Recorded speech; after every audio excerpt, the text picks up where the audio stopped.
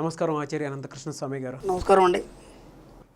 చాలామందికి ఉపయోగపడేలాగా చిట్టి తంత్రాలు ప్రతి వీడియోలో మీరు చెప్పారు. అదేవిధంగా రెస్పాన్స్ వచ్చింది. అవునండి. పర్టికులర్గా కొన్ని చిట్టి తంత్రాలు చూద్దాం సార్, ఎందుకంటే చాలామంది అడుగుతున్నారు. ఆచార్య అనంత కృష్ణ స్వామి గారి చిట్టి తంత్రాల కోసం పర్టికులర్గా ఒక వీడియో చేయమని చెప్పి అడుగుతున్నారు. ఓకేనండి. కొన్ని తంత్రాలు చూద్దాం సార్. ఓకేనండి.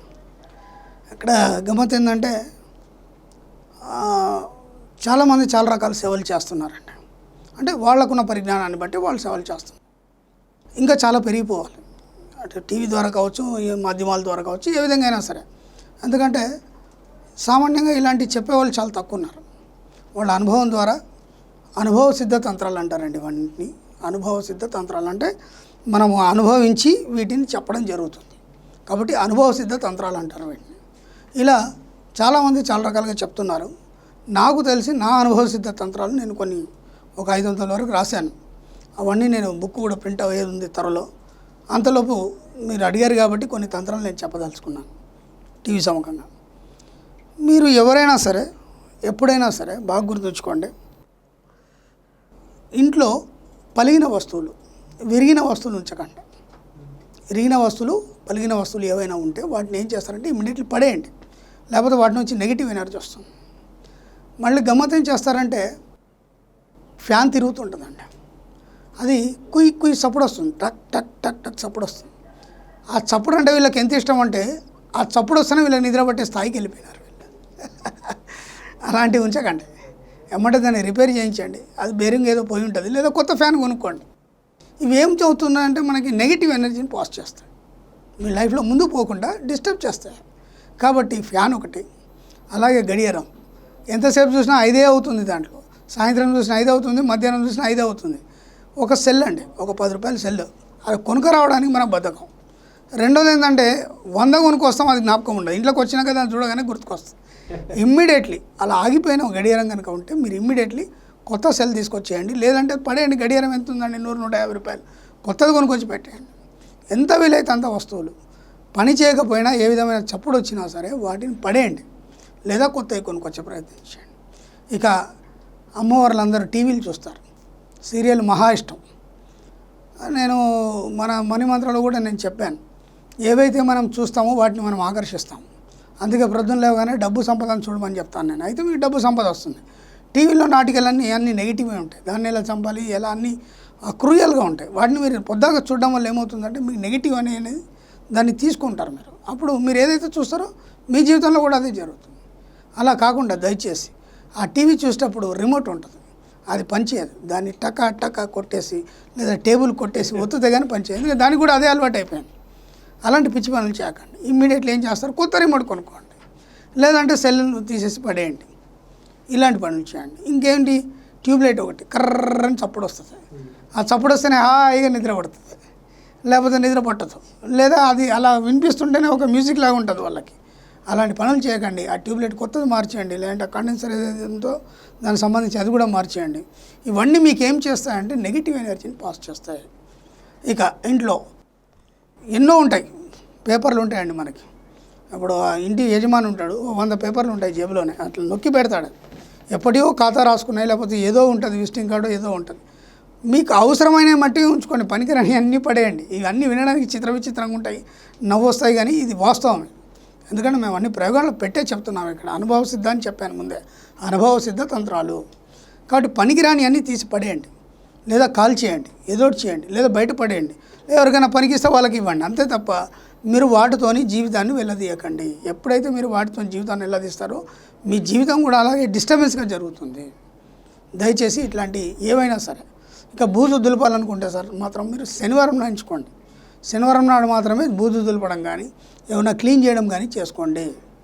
అప్పుడు మీకు అన్ని రకాలుగా కలిసి వస్తుంది. ఈ తంత్రాన్ని మీరు అందరూ పాటించండి ఖచ్చితంగా. మీ జీవితంలో చాలా మార్పు వస్తుందండి. ఇక రుణ విముక్తి, ఇది పెద్ద సమస్య అందరికీ. ఇదే అన్నిటికంటే పెద్ద సమస్య ఇదే. నాకు వచ్చి ఫోన్ కాల్స్లో కూడా అది. రుణ విముక్తికి నేను గతంలో గణపతికి సంబంధించినటువంటి రుణ విమోచన శ్లోకాలు కానీ స్తోత్రాలు కానీ చదవమని చెప్పాను. ఇక్కడ దీని సమంగా నేను మీకు ఒక మంచి తంత్రం చెప్తాను. ఒక మంగళవారం ఎంచుకోండి, 5 మంగళవారాలు సెలెక్ట్ చేసుకోండి. ఈ 5 మంగళవారాలు ఏం చేస్తారంటే మందార ఆకులు ఉంటాయండి, ఆ మందార ఆకులు 108 తెంపుకురండి. ఎర్లీగా లేసి స్నానం చేసి వెళ్ళి మందార ఆకులు 108 తెంపుకురండి. తెంపుకొచ్చి ఏం చేస్తారంటే హాయిగా వాటిని మంచి ఒక నీళ్ళలో వేసి కడిగేయండి. కడిగేసి శుభ్రంగా తుడిచేయండి, ఆకులను అన్నిటిని తుడిచేయండి. తుడిచేసి వాటి మీద అష్టగంధం తీసుకోండి. అష్టగంధం అనేది దొరుకుతుంది మనకు షాపుల్లో. ఒక మందార పుల్ల తీసుకోండి, మందారం చెట్టు పుల్ల ఉంటుంది కదా, దాన్ని తీసుకొని చిన్న కాడ తీసుకొని దాన్ని ముందర ఒక నిబ్బులాగా చెక్కండి. ఒక నిబ్బులాగా చెక్కేసి ఈ అష్టగంధాన్ని కొద్దిగా నీళ్ళతో కలిపి మిక్స్ చేసి ఈ పుల్లతోని, దానిమ్మ పుల్లతోని ఆ మందార ఆకుల మీద ఓం అని రాయండి, ఓంకారాన్ని రాయండి. 108 ఆకుల మీద రాయండి ఓంకారం. ఇట్లా రాస్తుంటే ఇట్లా ఆరిపోతుంది, పక్కన పెట్టుకోండి. కొద్దిగా చంద్రం తీసుకోండి. చంద్రం తీసుకొని దీనికి చెమేలి తేలం దొరుకుతుందండి మనకు మార్కెట్లో. పూజా సామాగ్రి కొట్లో, వాటిలో పచారీ కొట్లో మీకు చెమేలి తేలం దొరుకుతుంది. ఈ చెమేలి తేల్లో ఈ యొక్క చంద్రాన్ని మిక్స్ చేయండి. మిక్స్ చేసి మీరు ఏం చేస్తారంటే గణపతి ఆలయాల్లో సామాన్యంగా చంద్రం పెట్టారు. చంద్రం పెట్టినటువంటి గణపతి ఆలయాలు కొన్ని ఉంటాయి. అంటే మీకు ఊరు బయట కానీ ఎక్కడైనా మీకు అనువు ఉన్నది, ఎందుకంటే ఆలయంలో అయితే అందరు అబ్జెక్షన్ చెప్తారు కాబట్టి ఊరు బయట ఆలయాల్లో ఎక్కడైనా చంద్రం పెట్టిన గణపతి ఉంటేనే, లేని గణపతికి అనవసరంగా చంద్రం పెట్టి ఆయన ఎర్రగా చేయకండి, మళ్ళీ వ్యతిరేక ఫలితాలు వస్తాయి. కాబట్టి ఎక్కడైతే చంద్రం ఉన్న గణపతి ఉందో ఆ గణపతికి చంద్రాన్ని ఎక్కించండి, మొత్తం పూయండి. పూసే చేతులు శుభ్రంగా కడుక్కొని ఈ ఒక్కొక్క ఆకు అయితే మీరు ఏదైతే రాసి ఉన్నారో ఓం అని, ఈ ఒక్క ఆకును తీసి గణపతికి అతికించండి. ఆ చంద్రం మీద, బాడీ మీద మొత్తం అతికించండి. 108 ఆకులు. అది అతికిస్తున్నప్పుడు కూడా ఓం గం గణేష రుణం చింది చింది స్వాహ ఈ మంత్రాన్ని చదువుతూ ఒక్కొక్క ఆకును అతికించండి. ఒకసారి మళ్ళీ చెప్పండి సార్. ఓం గం గణేష రుణం చింది చింది స్వాహ ఈ యొక్క మంత్రాన్ని చేస్తూ ఈ 108 ఆకులు అతికించండి. 5 మంగళవారాలు చేయండి. మీ జీవితంలో చక్కని మార్పు వచ్చి మీ అప్పులు తీరిపోయే అవకాశం ఉంటుందండి. Okay sir. ఇంకా కొన్ని తంత్రాలు చూద్దాం మనం. ఎర్రగుడ్డలో ఒక ఎర్రగుడ్డ తీసుకొని దాంట్లో ఏం చేస్తారంటే కొన్ని బియ్యం కట్టేసి వంటగదిలో పెట్టి దాన్ని ఏం చేయాలంటే ఆ బియ్యం మూట ఉంటుంది కదండి, దాని మీద స్వస్తికి వేయండి. స్వస్తికి వేసి వంటగదిలో పెట్టండి.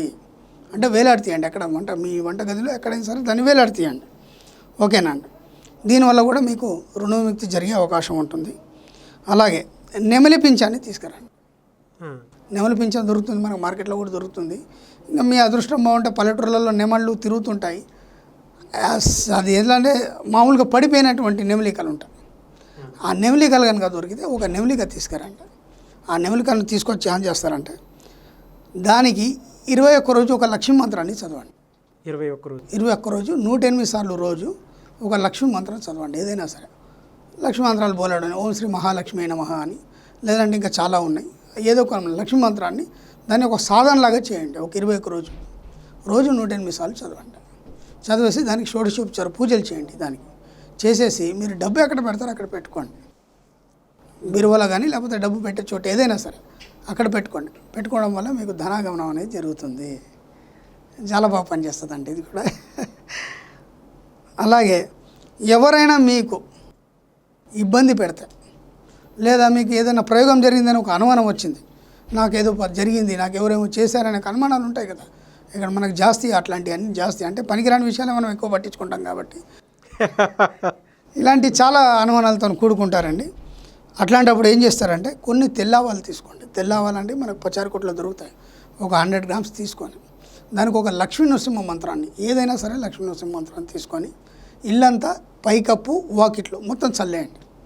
దానివల్ల ఎలాంటి ప్రయోగాలైనా మీకు ఇబ్బంది పెట్టకుండా అవి రివర్స్ వెళ్ళిపోతాయండి. ఇది ఒక చక్కని తంత్రం. ఇలాంటి అనుమానం ఉన్న వాళ్ళే, నా దృష్టిలో అయితే అవన్నీ ఉండవు, కానీ ఉంటాయి అట్లాంటి వాళ్ళు కూడా చాలామంది ఉన్నారు. వాళ్ళ కోసం నేను చెప్తున్నాను ఇవన్నీ. ఎందుకంటే అప్పుడు ఎంతమంది చెప్పేవాళ్ళు ఉన్నా, ఎంతమంది సేవ చేసే ఉన్నా ఈ జనానికి సరిపోరు. అందరూ రావాలి చెప్పుకోవాలి అంటే డబ్బులు ఖర్చు. కాబట్టి మీరు ఉన్న దగ్గరనే చేసుకోండి. చిట్టి తంత్రాలు అనేవి చాలా చక్కగా పనిచేస్తాయండి. అలాగే భర్తల మధ్య కనుక గొడవ జరిగితే, భార్యాభర్తల మధ్య కనుక గొడవ జరిగితే వాళ్ళు ఏం చేయాలంటే స్త్రీలు మంగళ గౌరీ వ్రతాన్ని చేయండి. ఇప్పుడు మనం ఇంకేమేమో చేస్తున్నాం అవన్నీ పక్కన వదిలిపెట్టండి. మంగళ గౌరీ వ్రతాన్ని చేయడం వల్ల భార్యాభర్తల మధ్య సఖ్యత ఏర్పడుతుంది. Thank you sir, thank you so much. చాలామందికి ఉపయోగపడేటువంటి తంత్రాలు చెప్పారు. ప్రాక్టీస్ చేసే వాళ్ళు కూడా చాలామంది ఉంటారని అనుకుంటున్నాను. అవునండి. థ్యాంక్ యూ అండి. Thank you.